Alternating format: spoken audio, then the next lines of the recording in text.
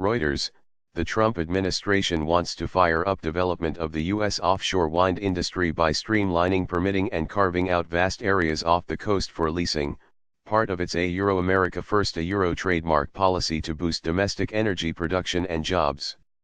The Europeans have taken note. The drive to open America trademark's offshore wind industry has attracted Europe trademark's biggest renewable energy companies, who see the U.S. East Coast as a new frontier after years of success across the Atlantic.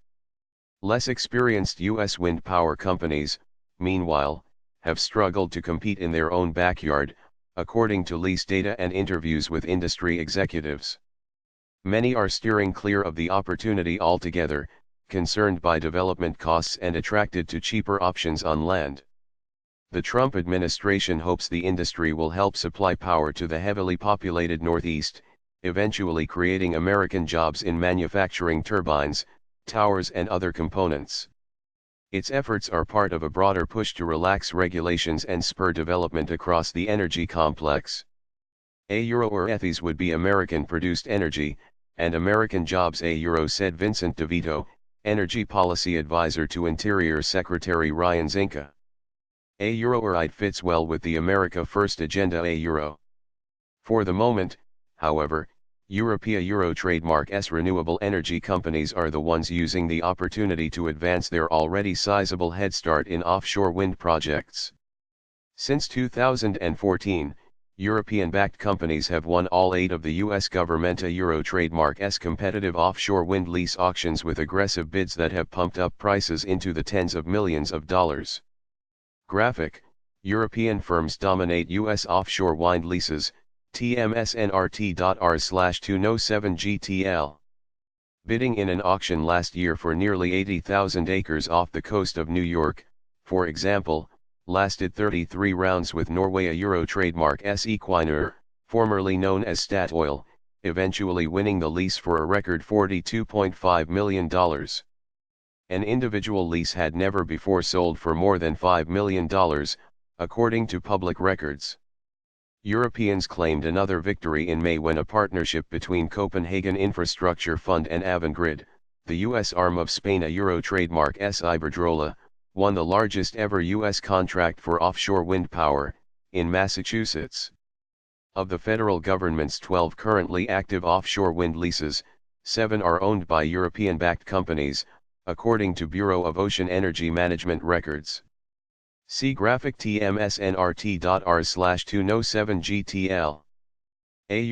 US is one of the most desirable global offshore wind markets. Jonathan Cole, Iberdrola Euro trademark's managing director of offshore wind, told Reuters. Flying the flag. Trump Euro trademark's Interior Department gave the industry a boost this year when it announced major lease sales off Massachusetts, sought input on potential lease areas off New York and New Jersey, and began a study of all Atlantic coast waters for wind energy potential. It also proposed easing permitting, including by allowing developers to get some permits before making key decisions, like what size of turbines they would use.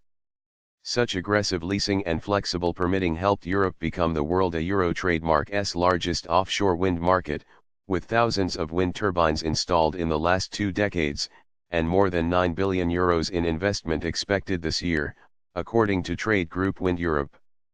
While the U.S. East Coast has wind conditions and sea depth similar to the North Sea, it boasts just one 5-turbine wind farm off the coast of Rhode Island. That wind farm was developed by privately held U.S. firm Deepwater Wind LLC, which is backed by hedge fund D.E. Shaw Group. Deepwater Wind Euro trademark's chief executive, Jeff Grybowski, called the U.S. wind industry Euro trademark's hesitation to move offshore outdated. Euro trademark am sure that we will see more American entrants in this business as time goes on, he said. Until then we Euro trademark happy to fly the flag. Other U.S. chief executives are less sanguine.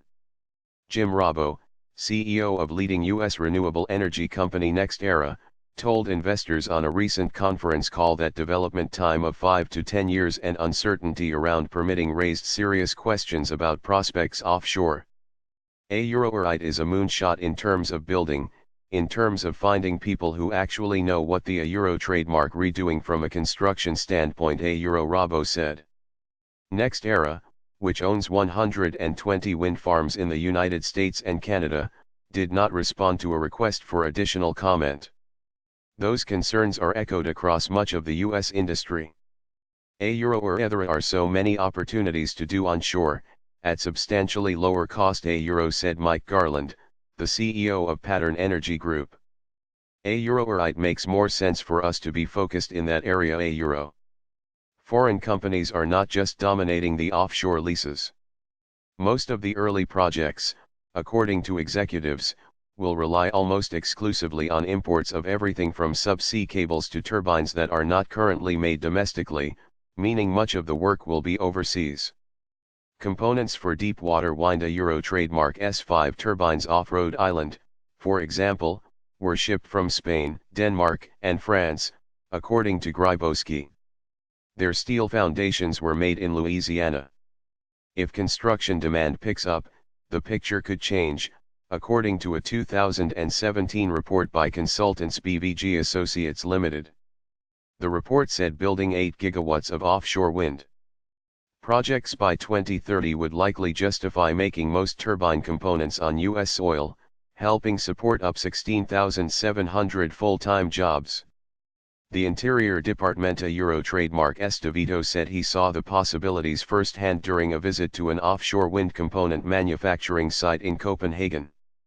He said he was amazed by euro level of activity, the blades, the steel towers, the cranes swinging euro opportunity is to make them here he said.